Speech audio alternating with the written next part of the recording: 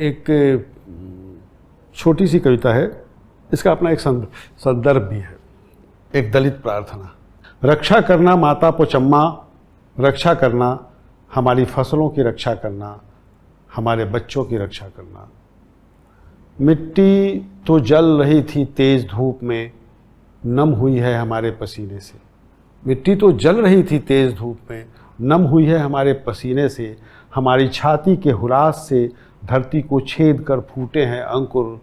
इन्हें सूखने से बचाना, दहने से बचाना, बचाना छुट्टे जानवरों की कहर से, बचाना जमींदारों के कोप से बचाना, बचाना बाभनों के जहर से, बनियों के गलागोप से बचाना।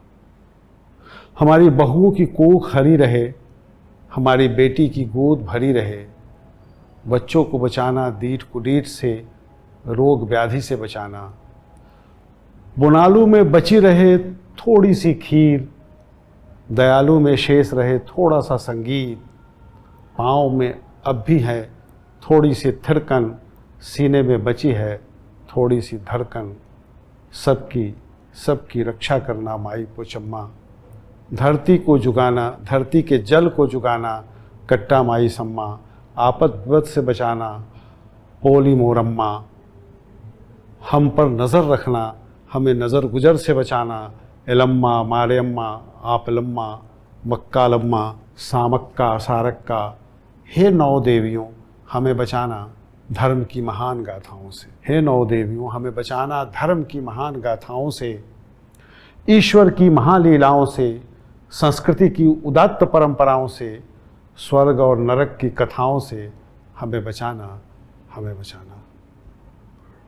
ये इस कविता में हमारे ये मित्र कुमार मुकुल जी का भी सहयोग है। हम लोग जब रहा करते थे हैदराबाद में, तो वो जहाँ रहते थे उससे कुछ आगे जाकर एक पहाड़ी नुमा जगह थी जहाँ पर कुछ छोटे छोटे आदिवासी ये बने हुए थे, और उस पहाड़ी पर छोटी छोटी देवियों के मंदिर थे, जो दलितों की देवियां हैं उनके मंदिर रहे होंगे। लेकिन हम लोगों को भाषा नहीं आती है तो कोई संवाद उनसे नहीं बन पाया।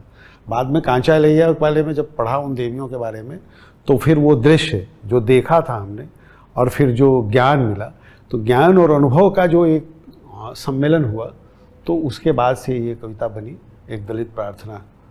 अभी 9 देवियाँ इनकी बिल्कुल अलग हैं वो, और जो 9 देवी हमारी 9 दुर्गा प्रकृति की जो परंपरागत कथा है उसको हम जानते हैं।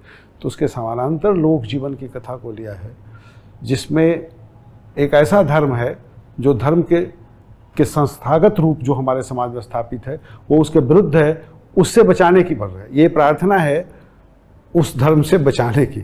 तो ये जो विडंबना है हमारे जीवन की, आदिवासी और जनजातीय समाज और मुख्य धारा की भारतीय समाज की, ये हमारे हिंदी क्षेत्र के नहीं बल्कि तेलुगु क्षेत्र के दलितों की पद्धति को लेकर लिखी गई है। इसमें 2 शब्द आते हैं,